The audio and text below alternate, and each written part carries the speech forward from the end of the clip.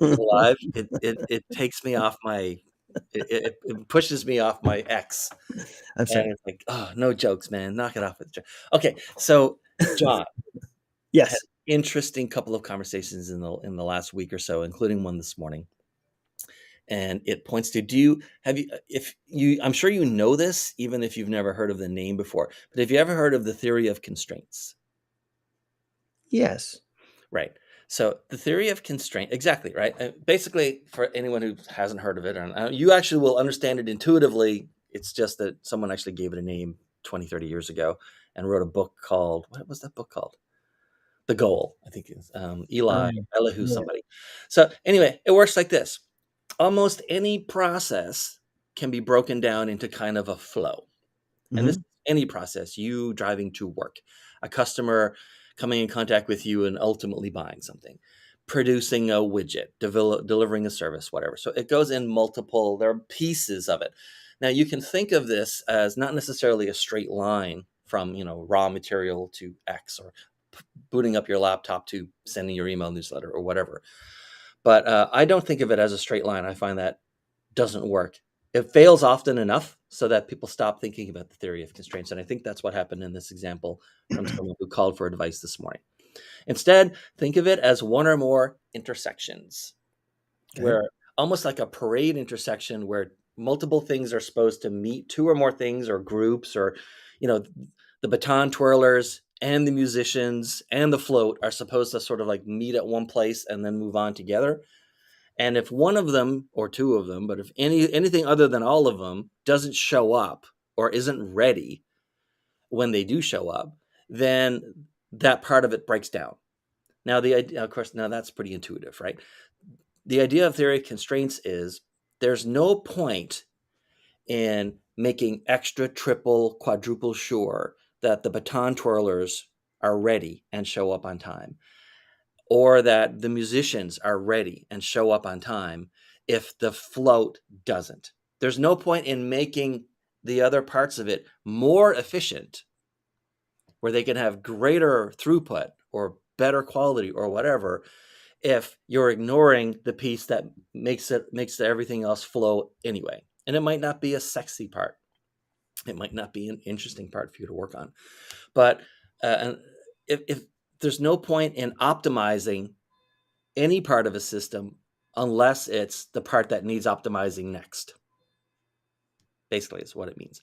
So here's the example from this morning. I'm talking to this uh, gentleman. He's working with a client in the Middle East, and I don't want to name any names. He's contacting me for advice because he's sending emails to a cold email list. He was told that it was a warm email list. We just say people signed up, but it turns out it's like, no, these people are just sort of plucked.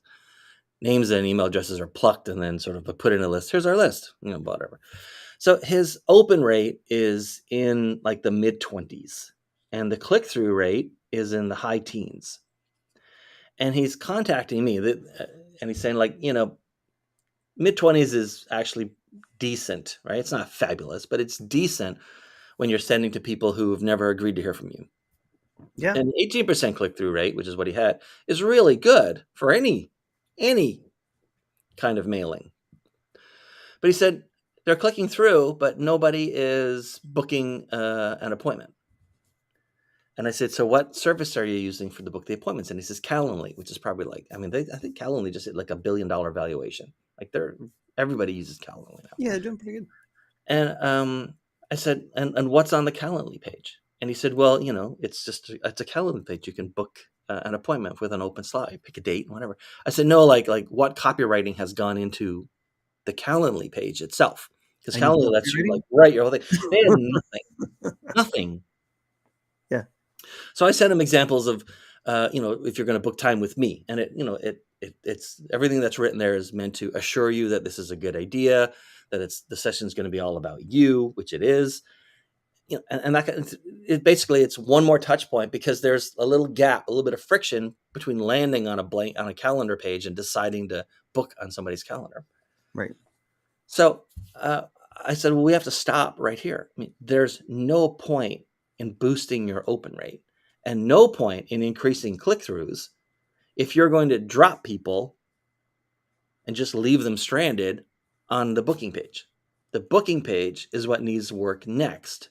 Mhm. I'm not saying that a 25% open rate is the best you could aim for, or that 18% click through is, can't be improved. I'm saying there's literally no point in increasing the amount of traffic to a page where 0% have decided to book an appointment. But what happens is you end up, especially if you're dealing with sort of marketing folks, is there are silos. Him writing the emails and they give him a Calendly link and he puts it in the email. That's the equivalent of him getting something and then throwing it over a high fence and hoping that the people on the other side of the fence know what they're doing and they've taken all of this into account. And they hadn't. So it's a classic. You don't often have someone just drop in your lap a theory of constraints, like, classic example. But that's exactly what this was. It's like, do not spend 1 second trying to improve that open rate or that click-through rate. The very next thing, and the only thing that should be worked on, is convincing someone who lands on that Calendly page, no matter how they get there, email or whatever, to actually take that little next step and book an appointment. Because that's a big deal, booking an appointment. Huge deal. Huge, right? That's a psychological barrier. A psychological barrier to get someone to open your mail is, it's not easy, but it's low. And a psychological barrier to get them to click through to something is even harder. But then getting them to do the appointment is the hardest part. And that's the part they had done, literally, this company had done no work on at all. Great example of the theory of constraints. It makes a lot of difference, not just what you fix, but the order in which you fix it. And yes, it's kind of a pain. Maybe, some people end up with like a very logical approach to this. Well, first we should completely optimize this, and then we'll completely optimize that, and then and I know it's messy to improve something, and then that, think of it as a bunch of faucets or a bunch of pipes that you can increase or decrease the flow on. And it's kind of a pain in the butt to like increase it a little bit over here and then watch as it flows. And then, we got a little bit here. We got to increase that one. We got to decrease that. And I know it's a pain in the butt to keep going back and forth and having sort of a overall or gestalt view of how the whole system is operating and all of the flow, sales funnel or whatever, instead of just, we will totally crush this problem. And then we will totally crush this problem. But the problem doesn't get fixed until everything can flow. So unless you're willing to wait a long time for some money to start coming in, you need to start fixing things incrementally in bits and then watching how it works and then fixing and adjusting and moving up and moving down until you've got a good flow going. Right. And, Elizabeth was saying that, well, let me select it, but booking an appointment is a big deal. And Dr. V said, I know it is a pain. He knows pain. It certainly can be. It can be a huge pain point. Yeah. And so I see this so often, but people will pay for Calendly. They'll try to push you with their webpage, or they'll push you with an email to go to the Calendly page. And then it's almost like you're on a bus or a train, and they've thought through, okay, here's where people are going to get on, and I'm going to take them there to just the one place. It's not like, it's not Uber. You can get out or stop whenever you want. Like, get on a train, you go and you get off and then you're just like, you're stranded in some little train station that has a sign telling you what town you're in, but you've never heard of it. And you're just there with no indication of what you should do next. So every Calendly page and every booking page from every service gives you an opportunity to create text for that web page. It's usually on the left-hand side, and it's underneath your picture, and it's your like little bit of landing page copy.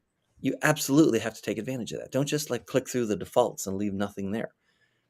Just, I don't know if it's technically possible in English to leave nothing. I guess it is. Yeah, it implies you took something. But either way, don't just leave it blank and there's nothing for anyone to read or understand or for you to reinforce the reasoning and why they should click and make an appointment.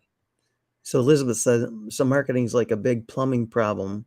You need things to flow. And a plunger once in a while. And Dr. V said you need a plunger. There you go. There you go.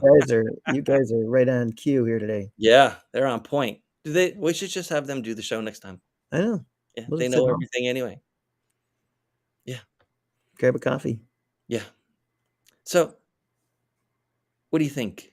Tell me why I'm wrong. You're not wrong. We'll make up a reason why I'm right. Make up a reason why you're right. No, I It's mean, a mistake people make when they try to, like, I optimize. think well, I think most people look at simple things and think, "Oh, I don't need copy for that. I don't need to do any special adjustments for that. I don't need to, optimize that in any way," and it couldn't be further from the truth. You need to really optimize everything all the way through the flow of whatever it is you're doing. But I think it's a good point to bring up because what is Your this? Dean's prospects wrong don't know you. Dean's wrong because he was born in Canada. There you Come go. on, that's not very nice. Shameful. Yeah, so to all our friend or all our Canadian friends, Right. Your prospects don't know you. They right? don't No, care about you, and they do not ever, even if they know and care about you, they still don't owe you their attention. right. You owe them, and you owe them.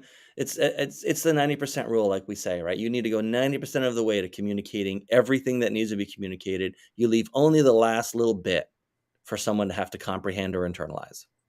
Yeah, it doesn't mean you have to be extraordinarily wordy to do that. No, not at all.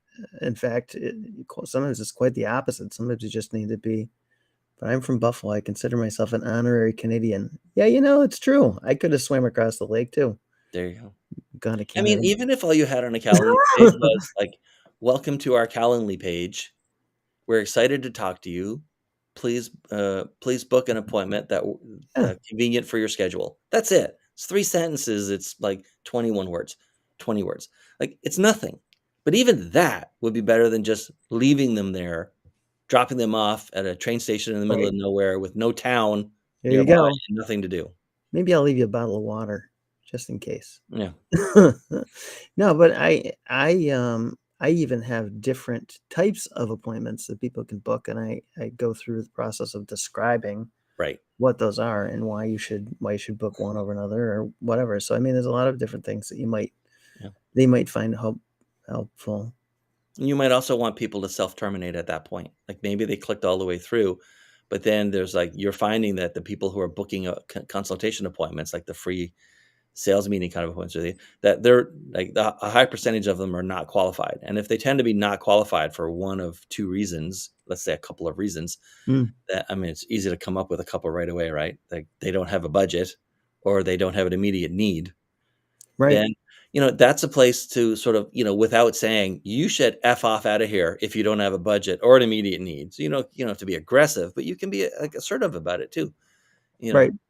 know, for clients, ready to solve this problem, ready and able to solve, ready and willing, or just ready to solve this problem, please book an appointment. I mean, it's a little bit pushy, but on the other hand, it's It is. expensive to have salespeople talk to people who are literally never going to buy. And so you need to terminate some of those people before they make an appointment. Nothing wrong with setting some expectations. And, No, not at all.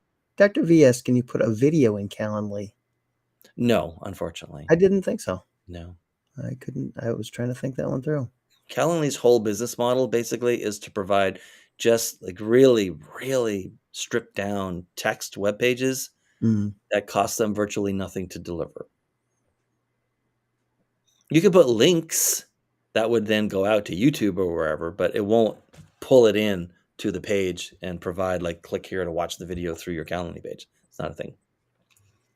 how about No, an I don't think you can do an image of it. image? Can It's you do really it? stripped down, It's really stripped down. which just means that writing good copy is all the more important, or at least having something there. Yeah. Somehow I think you might be able to put an image in. I don't think a video you can't do a video, but Definitely not. I think you can do an image that represents like a certain type of appointment, if Yeah. I remember correctly. I think you can do that. Oh, you mean like an icon or thumbnail? Yeah, like an icon of Yeah, thumb. you can do that. You can have a thumbnail, and by default, your thumbnail is your own picture. Right. But you can put literally anything in there. It doesn't have to be a picture of you. Yep. But it's not very big. It's just a thumbnail picture. Is there a better scheduling program? Not really. Well, I'm playing Well, around what do with you a mean by couple better, now. right? You can use Acuity if you have a little more complex setup, or if you Yeah. always want like multiple people. If you want multiple events with multiple people able to sign up for them and all that kind of stuff, you can use something like Acuity. But Yeah. as far as like, I don't know, you end up with in a lot of these situations with a lot of these companies, you end up with one player that managed to get there first and they have the brand name.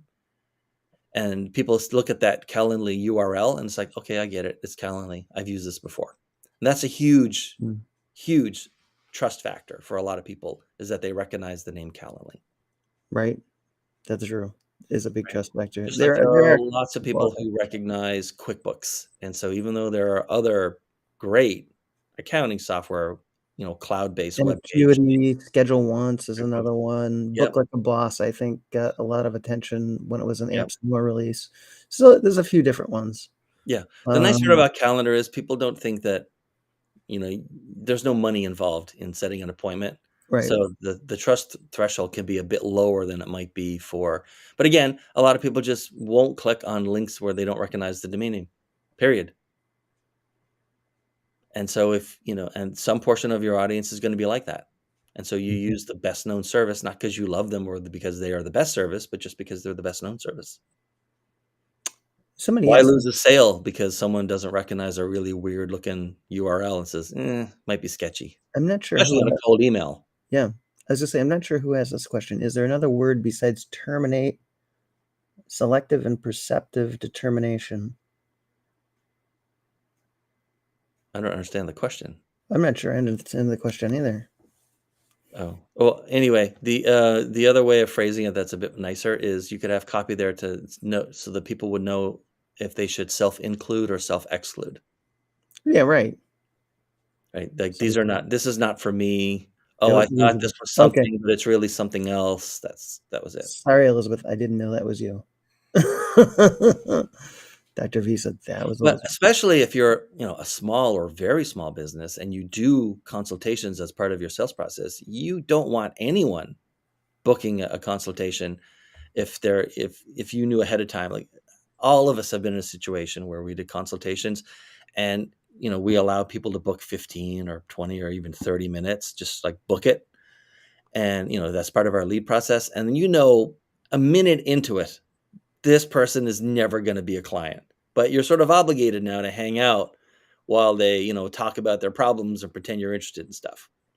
And so cutting down on that is not just a savings, a big time savings, it's a money savings, but it's also a quality of life savings. Who wants to spend hours on hours a week talking to people that are, never going to be clients and are not supposed to be engaging with you in that kind of conversation?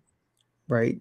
I mean, If you met them at the supermarket and, you got 3 or 4 minutes of chatting, that's fine, but not an hour or half an hour of your day during the workday. So yeah, yeah, you wanna exclude as much as you wanna include. right. Because any language you can use to help people to exclude themselves or realize that that's a good Yeah. opportunity or a bad opportunity for them is I mean, if you important. haven't already done it as a part of your lead process to get them in, then you would, if you want people if you're finding you're spending too much time talking to people who are not ever gonna be clients, the easiest way to do it is just list the price. Honestly, like, for $2,500 or more, my clients get A, B, C, and D. Well, Mhm. immediately, well, I'm not gonna spend $2,500. Nothing in A, B, C, or D is worth that to me. Well, then they're gonna fall out and bounce out right there, and that's fine. Right. No, I'm just reading what Dr. V wrote. Here comes a no-show or a freebie seeker. Book them in the frozen food aisle. Yeah. So So, there you go. If you that wanna might be exclude that if might be if a too little many people cold. are polluting your calendar, put a price up. That'll knock out most of the sort of the looky-loos right away. Right. And I know people who do that. They'll put like a price up and return it if Right. they show up for their appointment, or put it towards a program that they came to Right. talk about. And that's kind of that's a great example, right? We talked about don't increase the flow in one place Mhm. unless you're gonna increase it somewhere else. Right. But that's an example of the other thing you can do, right? You can, like, decrease the flow deliberately so Mm. that people don't get through or don't wanna go through to the next stage, and then that sort of backs up then what you should be doing is you want to move that. You don't want that to be the last thing before someone gets there, unless that's, somehow that's your style or your process. You want to start excluding people and better targeting people further up in your flow so that Right. they don't actually make it all the way down through. But worst case scenario, you block them at that last point before they manage to take up half an hour of your life for free and Now never do anything. this makes an interesting point. So, a lot of times people don't know the value of what you sell already. So Doc Yeah. said that my signature program is $25,000. So my time's valuable and so is yours. But oftentimes, yeah, having a value of something that you sell that's very high ticket or coaching program or whatever, Right. certainly does kind of establish, hey, don't waste my time. Yeah. That language really borders on aggressive, so I would soften it a bit. But Mm, yeah, that's the yeah, sentiment. That's the the meaning. sentiment is there. Yeah. Yeah, yeah. I said that too. Yeah. I wouldn't necessarily say it that Good way, but harsh. yeah, Oh, by the way, there are people, and I went through this as I experimented with lines and still use it today. There are people who think it's sort of, kind of like a jerk to send people a calendar link and say, "Hey, so yeah, no problem. Use this link and get on my calendar."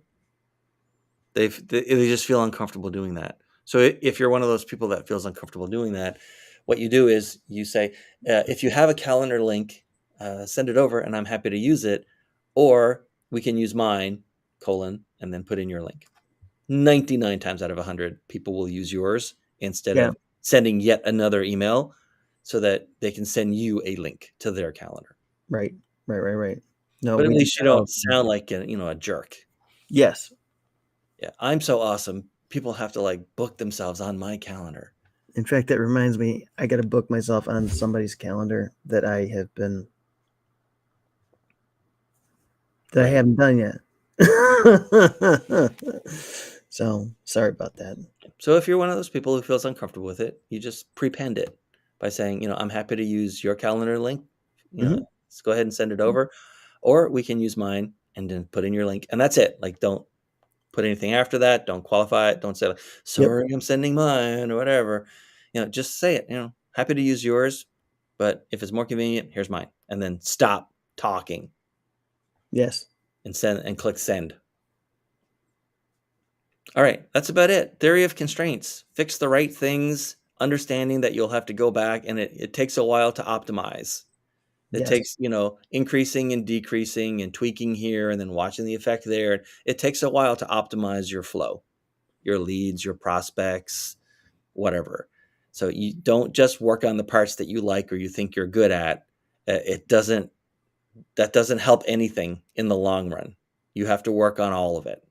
It's an Right. intersection. Everybody needs to show up at the same time.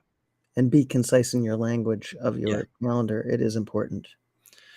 Yes. But do have something on your calendar page. Don't Mm, leave people there stranded, not come knowing on. what to do. I mean, you'd think, well, they know what to do. They want to book. But no, a lot of people are going to land there and they're not quite ready. So you need to nudge them over to the calendar I part. can't I can't tell you the number of Calendlies I go to where I, I'm like, what choice do I pick? There's like 5 choices here. There's no criteria for which one to choose. Yeah. And then I have to make the assumption of, oh well, we're supposed to be talking about this. And I would think it would take at least this much amount of time, but I shouldn't have to do that. Or if you're so inclined and you're using a service that provides built-ins, I think Squarespace or Wix might Mhm. do it. Most of the funnel type websites do it. Is that Calendly will let you embed the calendar into another web page. So you put it into your own web page, and then you can put as much text around it and images and videos and stuff that you want. And the calendar is sort of widget is just right there on the page. If they're operating on the Calendly, back end. It's surrounded by your stuff. If you Yeah, want to go down that route, do that, but don't just leave people stranded. There's no point in throwing it over the fence and hoping that it's going to work. so this is a very good point. I guess this might be a good one to kind of end on. So Dak was saying, or they have a very limited number of slots available. And I bump into that all the time. So there's good sides to that and there's Yeah, bad sides to that. The good side of that is obviously it shows that you're a busy person. right. The bad side of that is maybe you can't book in for something important for weeks. And sometimes I think the owners of the calendar need to find a better way to balance that out. Yeah. What I The other we way. actually came across that in the call this morning with the folks in the Middle East. And Mm, I said there are three options, right? You don't pay attention to the calendar much at all because it's just a tie-in into your CEO's calendar. And so, it might be a long time before anyone could book in. hmm Or you just expose the CEO's calendar. And so the available times are all over the map based on what other people have already managed to book and whether he's going to take half a day off or whatever. I said, either of those will work. None of them are optimal. What you do is you set up another calendar. Set up like a free Google Calendar. No one needs to know hmm it's Google Calendar. All they see is Calendar.